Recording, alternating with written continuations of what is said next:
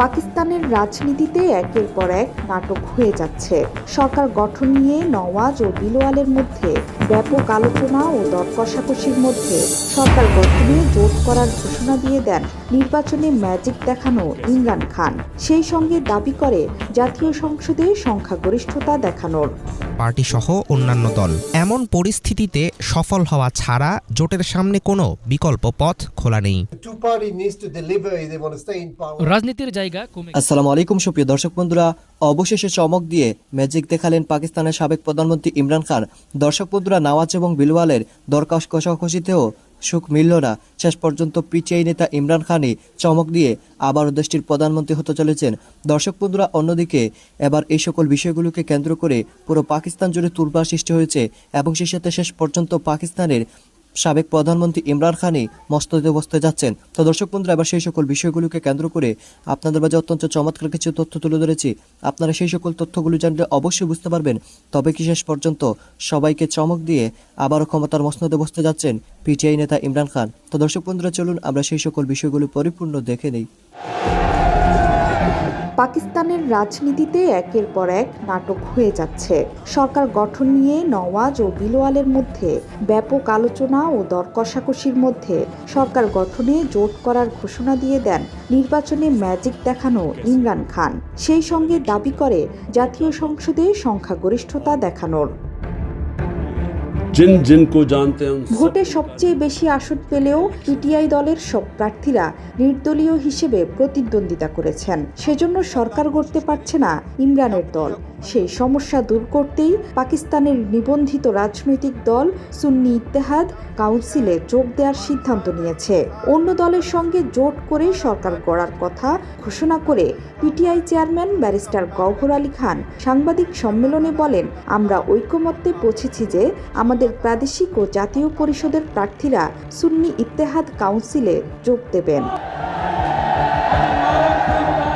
চুক্তি অনুযায়ী পিটিআই সমর্থিত স্বতন্ত্র প্রার্থীরা এরই মধ্যে সুন্নি ইত্তেহাদ কাউন্সিলে যোগ দিতে শুরু করেছেন। এ পর্যন্ত ৮২ জন সদস্য দলটিতে যোগ দিয়েছেন।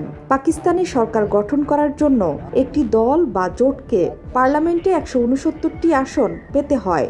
আর পাকিস্তানের জাতীয় পরিষদের ৩৩৬টি আসনের মধ্যে ২৬৬টি আসনের জনপ্রতিনিধি সরাসরি ভোটের মাধ্যমে নির্বাচিত হন। এর বাইরে ৭০টি সংরক্ষিত আসন রয়েছে, যার মধ্যে ৬০টি আসন নারীদের এবং ১০টি অমুসলিমদের।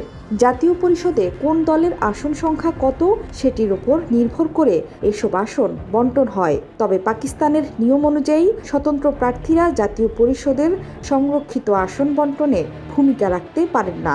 সে কারণেই সুন্নি ইত্তেহাদ কাউন্সিলে যোগ দিচ্ছেন পিটিআই সমর্থিত স্বতন্ত্র প্রার্থীরা। পিটিআইয়ের সঙ্গে সমঝোতার পরই স্বতন্ত্র আসন পেতে দেশটির নির্বাচন কমিশনকে চিঠি দিয়েছে সুন্নি ইত্তেহাদ। চিঠিতে বলা হয়েছে, এখন পর্যন্ত তেহরিকে ইনসাফ পিটিআই সমর্থিত ৫০ জন স্বতন্ত্র প্রার্থী সুন্নি ইত্তেহাদে যোগ দিয়েছেন। দলটির প্রধান হামিদ রেজা জানান, সংরক্ষিত আসনের জন্য পর্যায়ক্রমে নির্বাচন কমিশনকে চিঠি দেয়া হবে, কারণ স্বতন্ত্র প্রার্থীদের ফল ঘোষণার গ্যাজেট প্রকাশে তালবাহানা করছে ইসিপি। এখন প্রশ্ন উঠেছে, একটি আসনে জয় পাওয়া সুন্নি ইত্তেহাদের আবেদনে ইসিপি সাড়া দেবে কি? নির্বাচনের পর পিটিআই এর জন্য বড় চ্যালেঞ্জ হয়ে দেখা দেয় নারী ও সংখ্যালঘুদের জন্য সংরক্ষিত আসনের ভাগ নিশ্চিত করা। নির্বাচনে দলটির মনোনীত প্রার্থীরাই সবচেয়ে বেশি আসনে বিজয়ী হয়েছেন। কিন্তু দেশটির সংবিধান অনুযায়ী নির্বাচনের ফল ঘোষণার পর নির্বাচন কমিশন স্বতন্ত্র প্রার্থীদের ৩ দিনের সময় বেঁধে দেন। এই সময়ের মধ্যে এসব প্রার্থীদের নির্বাচন কমিশনকে অবহিত করতে হয় যে তারা কোনো রাজনৈতিক দলে যোগ দেবে নাকি স্বতন্ত্র থাকবে। কারণ তারা কোনো দলে যোগ দেওয়ার পরই জাতীয় পরিষদের সংরক্ষিত আসন ভাগাভাগি হয়। ফলে এসব আসনের ভাগ পেতে হলে তাদেরকে অবশ্যই কোনো দলে যেতে হবে। এই পরিস্থিতিতে সুন্নি ইত্তেহাদ কাউন্সিলের সাথে রাজনৈতিক জোট গঠনের সিদ্ধান্ত নেয় পিটিআই। কিন্তু তারপরও কি পিটিআই সংরক্ষিত আসন নিশ্চিত করতে পারবে? নিয়মানুযায়ী সংরক্ষিত আসনের বরাদ্দ পেতে হলে প্রতিটি দলকে নির্বাচনের আগেই নারী ও সংখ্যালঘুদের একটি তালিকা নির্বাচন কমিশনে জমা দিতে হয়। কিন্তু সুন্নি ইত্তেহাদ কাউন্সিল সেটি করেনি বলে জানানো হয়েছে। তারপরও স্বতন্ত্র সদস্যরা এখন যেহেতু সাথে যুক্ত হয়েছে, সেক্ষেত্রে দলটি এখন সংরক্ষিত আসনগুলোর জন্য একটি আবেদন করতে পারে। আর সে অনুযায়ী সুন্নি ইত্তেহাদ ইতিমধ্যেই আবেদন করেছে। তবে তাদেরকে আসন দেওয়া হবে কিনা সেটি এখন নির্বাচন কমিশনের এখতিয়ার। জোহরা চৌধুরী, সেতু, ৭১। পাকিস্তানের রাজনীতিতে অনিশ্চয়তার কালো মেঘ আরো ঘনীভূত হচ্ছে। দিনে দিনে আরো জটিল হয়ে পড়ছে পরিস্থিতি। আর এই খেলায় প্রধান নটবর বিলোয়াল ভুট্টো। তার দল পাকিস্তান পিপলস পার্টি হাতের তাড়াই করে নাচাচ্ছে বাকিদের। তবে হালচাল দেখে মনে হচ্ছে আসল জালটা জলপাই রং গায়ে মেখে সাজা মহাজনদের কাছে। তারাই হয়তো ঠিক করে উঠতে পারছেন না ঘুড়িকে ওড়াবেন কার আকাশে। কারণ ইমরান খান তাদের কোলে চেপে মসনদে বসে তাদের হাত থেকেই কেড়ে নিতে চেয়েছিল পুতুল নাচের দড়িটা। আবার আমেরিকার বিরুদ্ধেও তিনি একরকম যুদ্ধই ঘোষণা করেছিলেন।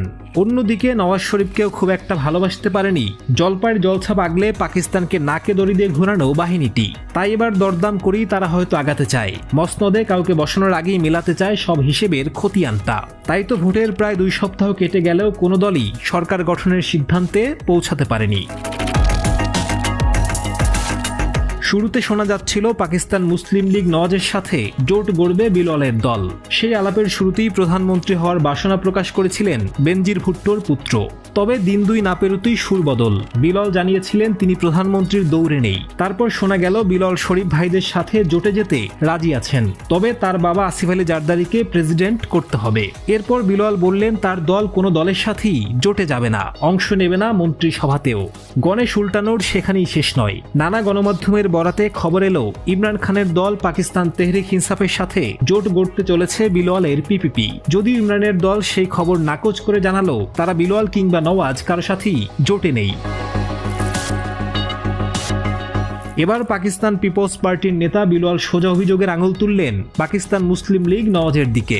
এবার পিপিপি চেয়ারম্যান বললেন কেউ যদি সরকার গঠনের ব্যাপারে তাদের অবস্থান না বদলায় তবে দেশে ভয়ঙ্কর রকমের অচলাবস্থা তৈরি হবে। বিলোয়াল এই কেউ বলতে শরীফ ভাইদের কি বুঝিয়েছিলেন। তিনি বলেছেন আলোচনার অগ্রগতি তখনই ঘটবে যখন কোনো দল স্বতঃস্ফূর্তভাবে তার অবস্থান বদলাবে। তবে আমরা আমাদের অবস্থানে অবিচল আছি। যদিও তিনি এই মন্তব্যে একবারও পাকিস্তান মুসলিম লীগ নওয়াজের নাম মুখে নেননি। সব মিলিয়ে মঙ্গলবার পর্যন্ত সরকার গঠনের বিষয়ে 6টি বৈঠক করেছে পিপিপি ও নওয়াজ শরীফের দল। তবে বিলোয়ালের কথায় পরিষ্কার, সরকার গঠনে সম্মত। তো দর্শক বন্ধুরা, আপনারা হয়তো পুরো ভিডিওটি দেখে এবং এই সকল বিষয়গুলো জেনে অবশ্যই বুঝতে পেরেছেন অবশেষে আবারও চমক দিয়ে সরকার গঠন করতে যাচ্ছেন পিটিআই নেতা ইমরান খান। দর্শক বন্ধুরা, যদিও অনেক দিন হয়ে গিয়েছে নির্বাচনের, কিন্তু এখন পর্যন্ত কোনো সুষ্ঠু সমাধান হয়নি। তো দর্শক বন্ধুরা, আপনারা পুরো ভিডিওটি দেখে এবং এই সকল কথাবার্তাগুলো শুনে আপনারা কি বুঝতে পেরেছেন? তবে কি শেষ পর্যন্ত ক্ষমতার মসনদে বসতে পারবেন পাকিস্তানের সাবেক ক্রিকেটার? তো দর্শক বন্ধুরা, এই বিষয়ে আপনাদেরকে মতামত অবশ্যই কমেন্ট করে জানিয়ে দিবেন। তো দর্শক বন্ধুরা, ভালো থাকুন, সুস্থ থাকুন। আল্লাহ হাফিজ। আসসালামু আলাইকুম ওয়া রাহমাতুল্লাহি ওয়া বারাকাতুহু।